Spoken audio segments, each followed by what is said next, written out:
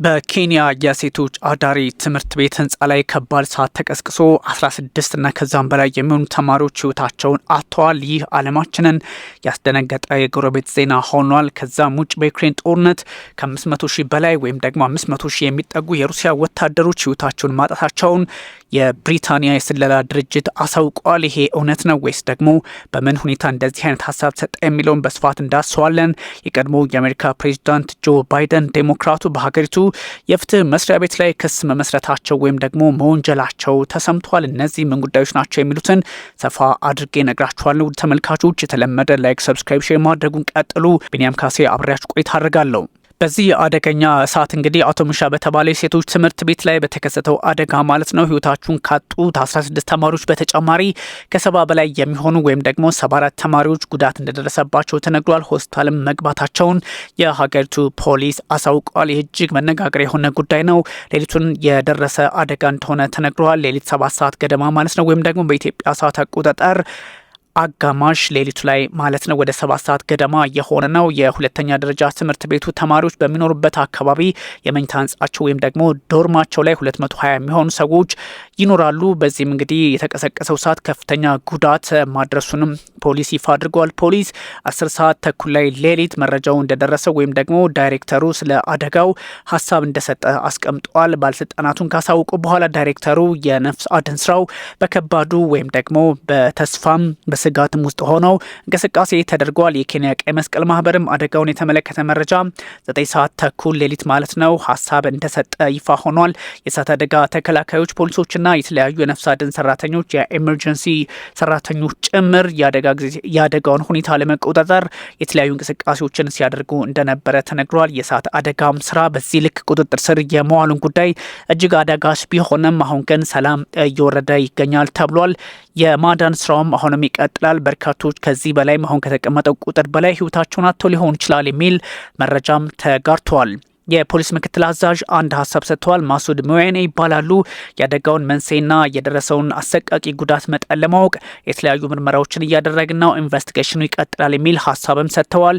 ሰዎች ለክስተቱ መላምት ከማሰራጨት እንዲቆጠቡ ማሳሰቢያ ሰጥተዋል። ይህ ደግሞ በበርካቶች ዘንድ በተለይም ደግሞ በሶሻል ሚዲያ የሚናፈሰው ወሬ ልክ አይደለም የሚል ሀሳብ ፖሊስ አሳውቋል። የፖሊስ ባለስልጣን የኬንያ የወንጀል ምርመራ ክፍል ባልደረቦችና የተለያዩ የፖሊስ አካላት ቦታውን ተቆጣጥረውታል። ታዲያ ምን ገጠማት ለሚለው ደግሞ በርካቶች መንስኤውን ከማጣራት ውጪ ይህ ነው የሚባል አንዳች ሀሳብ ማጋራት ተስኗቸዋል እየተባለ ይገኛል። አደጋውን ተከትሎ አንዳንድ ተማሪዎች ከትምህርት ቤት የማደሪያ ህንፃ ወጥተው አቅራቢያ በሚገኙ ቦታዎች እየሸሹ እንደሆነም ተነግሯል። እነሱን ፈልጎ ማግኘትም ተጨማሪ ስራ እንደሆነበት ፖሊስ ይፋ አድርጓል። አደጋው ሲከሰት እንግዲህ በድንጋጤ ከነበሩ ወጥተው የሸሹ ተማሪዎችን ለማግኘት በአሁኑ ሰዓት ፖሊስ ተጨማሪ ስራዎችን እየሰራ እንደሆነ አደጋውንም ከባድ ሊያደርግበት እንደሚችልም ተቀምጧል። የፖሊስ ምክትል አዛዡ ይህን አስቀምጠዋል። ባለስልጣናቱ ጉዳት የደረሰባቸውን ለመለየት እያንዳንዱ ተማሪ ያለበትን ቦታ ለማወቅና ለመለየት አሁንም ጥረት እየተደረገ ነው። የተለያዩ ሰዎችም ስራ እንዲያግዙ ጥሪ ቀርቧል። ባለስልጣናቱ በእሳት አደጋው ጉዳት የደረሰባቸውን ከመለየትን ባሻገር የት ቦታ ተማሪዎቹ እንዳሉት ለማምለጥ የሞከሩ ማለት ነው እነሱም ያሉበትን ያሳወቀ ለሀገሪቱ ፖሊስ ከፍተኛ እርዳታ እንዳደረገ ይቆጠራል ተብሏል። የትምህርት ቤቱ አስተዳደር ተማሪዎቹን ለመለየትና ድጋፍ ለማድረግ ወላጆችን ብቻ ወደ ትምህርት ቤት ቅጥር ግቢ አስገብቷል። ወደ ግቢው ካስገባ በኋላም ደግሞ የተለያዩ ስራዎች መሰራታቸውን ቀጥለዋል ተብሏል። በርካታ ተማሪዎች እንግዲህ ሞት ምክንያት የሆነው የእሳት አደጋ በምን ተቀሰቀሰ የሚለው አሁንም ማጣሪያ እየተደረገበት እንደሆነ ተነግሯል። ኬንያ በከፍተኛ ደረጃ ዛሬ ሀዘን ላይ እንደሆነች የሚጠቁሙ መረጃዎች መውጣታቸው ቀጥለዋል። ተመልካቾቻችን ይህ የጎረቤት ኬንያ ወይም ደግሞ የናይሮቢ ዜና ነው።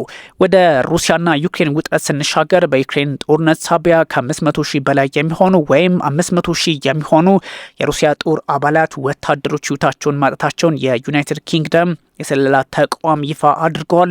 ይህን ጉዳይ በተመለከተ የተለያዩ መረጃዎች መውጣታቸውን ቀጥለዋል። ከለንደን የስለላ ተቋማት ትልቁ እንደሆነ የሚነገረው ይሄ GCHQ የተሰኘው ተቋም ከፍተኛ ስራ ሰራ ነበረ ለወራት። እናም ያረጋገጡት 500 ሺህ የሚሆኑ ወታደሮች ህይወታቸውን አጥተዋል በሩሲያ በኩል የሚል መረጃ አጋርቷል። ሩሲያ ዩክሬን ላይ 2022 ማለትም የካቲት 24 አካባቢ ላይ በከፈተችው ጥቃት አማካኝነት የበርካታ ሰዎች ህይወትም እንደዚሁ ያለፈ መሆኑ ተነግሯል። አሁን ግን 500 ሺህ የሚሆኑ ወታደሮቿን አታለች የሚለው መረጃ በርካቶችን እያነጋገረ ይገኛል። የተቋሙ ዳይሬክተር ይህን አስቀምጠዋል። አንኪሰት ባትለር ናቸው ይህን ያሉት።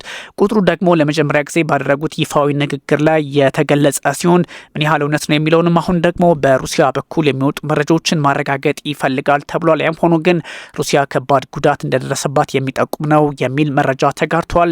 ከሩሲያ በኩል ግን እንደዚህ አይነት መረጃዎች የበሬ ወለደ ትርክት ናቸው እንደሚባል ሳይታለም የተፈታ ነው። ሁኔታው ግን እጅግ ከባድ እንደሆነ የሚያሳይ ነው ተብሏል።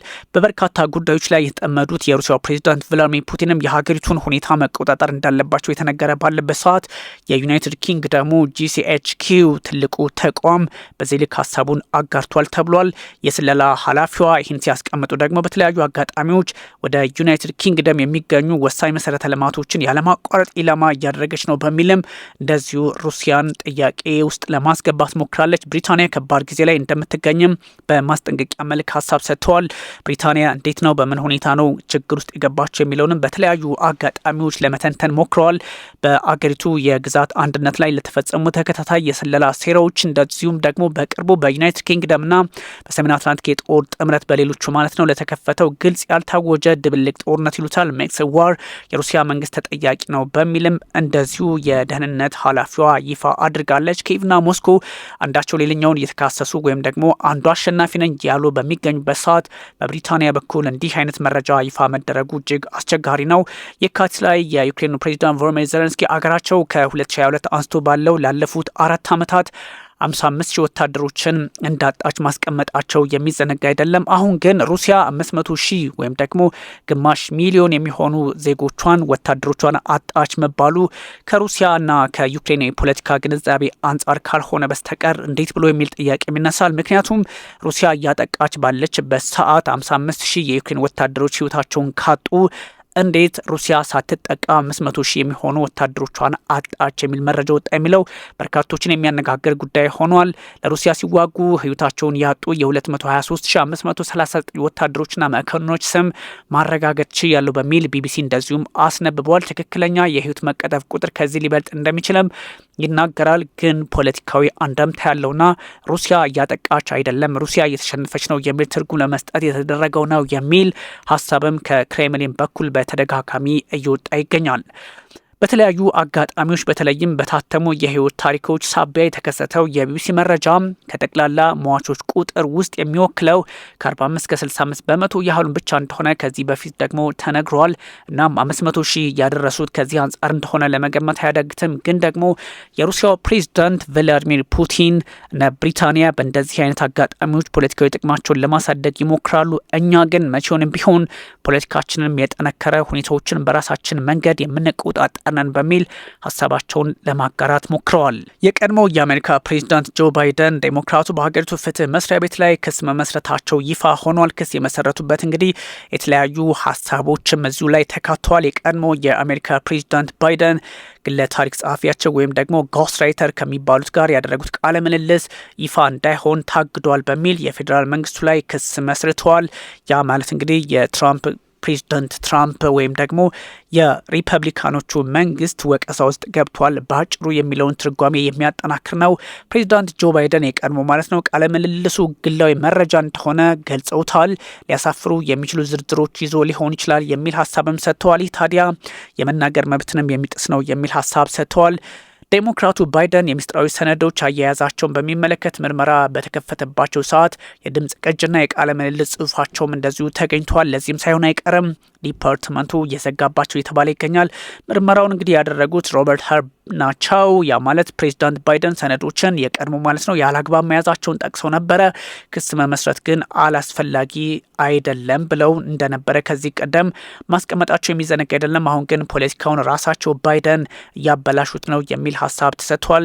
ከጸሐፊው ጋር ካደረኩት ንግግር ወይም ቃለ ምልልስ በኋላ ወይም ደግሞ ይህን ምልክት ሪፈረንስ ተደርገው የተወሰዱ ሪፖርቶች ያካተቱት ሮበርት ሀርብ በወቅቱ ምክትል ፕሬዚዳንት ያሉ ባይደን ሚስጥራዊ ሰነዶችን መውሰዳቸውን ያረጋግጣሉ። ለዚህም ደግሞ ፕሬዚዳንት ባይደን ዴሞክራቱ ችግር ውስጥ ሊገቡ ይችላሉ የሚል መረጃ ቀርቦ ነበረ። ልዩ ኮሚቴው የባይደን ትውስታ ግሉፍ ተግዳሮቶች ነበሩበት በሚልም እንደዚሁ አንድ እንከን ወስዶታል።